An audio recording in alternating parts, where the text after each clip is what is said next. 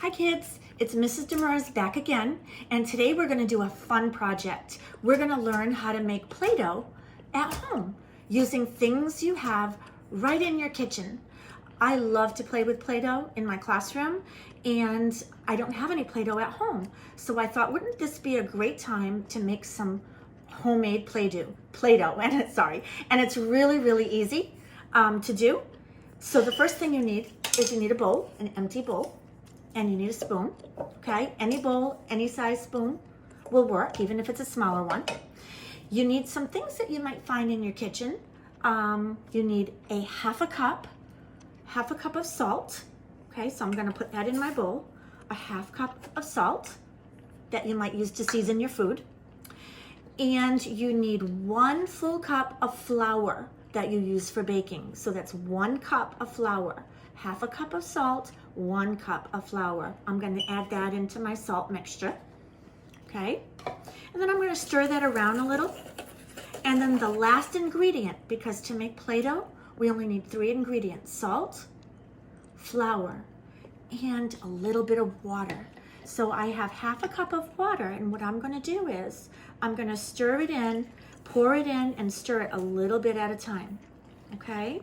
Because I don't want my Play-Doh to be too watery or it won't clump together and stick together. So you can take a look at what it's looking like now. And I'm going to add a little bit more water to that. Stir it again. And you can see it's starting to clump up somewhat, but it's still a little powdery. I don't know if it will all stick, so I'm going to add just a little bit more of the water. Keep on mixing. I still see some of that dry salt and flour in there, and I'm going to mix it real good. Now, if it's still not sticking together, you can always add a little bit more water at a time. If it's too watery, then I would say add a little bit more flour, because we definitely want it sticking together. So I'm going to try to get as much as I can stirred for you here. It's already clumping up really good. And what I'm going to do now, because it's getting hard to stir, I'm not afraid to get my hands dirty. My kids know that in my classroom. I'm going to just dig right in there, okay? Dig right in that bowl. Pick it up. I'm kind of making a mess all over the place, but that's okay. You can see that it's how it's forming already, okay? And it is already into a Play-Doh feel. It's squishy. I can roll it. I can shape it.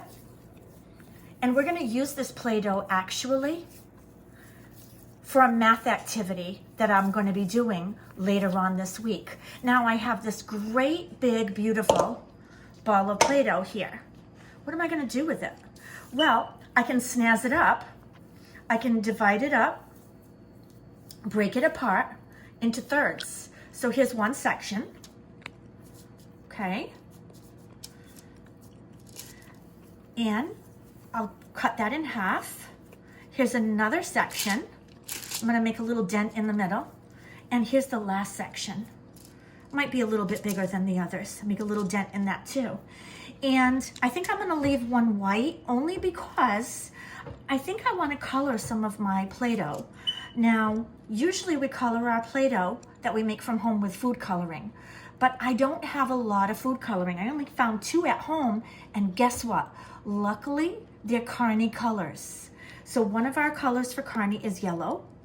So I'm going to put a few drops, maybe 3 or 4 drops of yellow food coloring in that pile. And then the other Carney color, what could that be? Yep, if you said green, you're right. I'm going to take the other food coloring that I have, the green, and put about 3 or 4 drops in that pile. And because food coloring, yep, can get very, very messy and stay on your hands, I've kind of made my own little gloves with some Ziploc baggies. And I'm going to put this together, and I'm just going to squish it around. And of course, I'm sticking to my gloves here. Okay, and you can already see that my Play-Doh is turning green.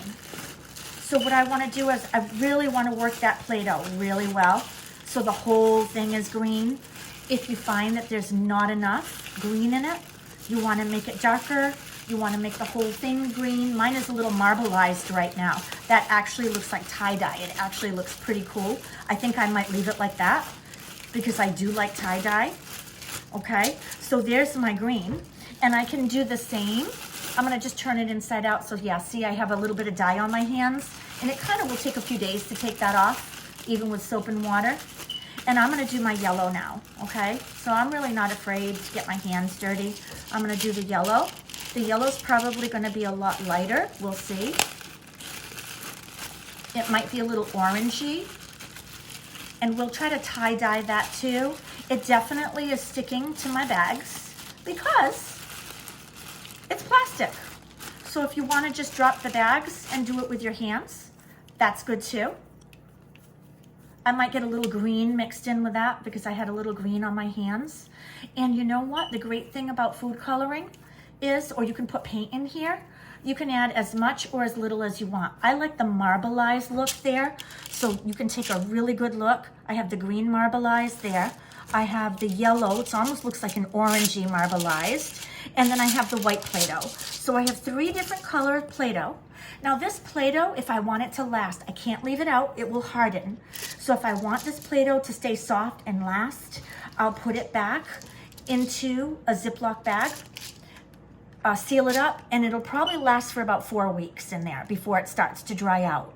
But you have to make sure it's sealed really good, okay? So I have my 3 colors, my white Play-Doh, my marbleized green, like tie-dye, and my yellow. And I'm gonna put these in Ziploc bags when I get off camera to save them because we'll be using these for a math project later on. But you can use your Play-Doh for anything you want to create. So from my kitchen to yours, have a great day. See you later.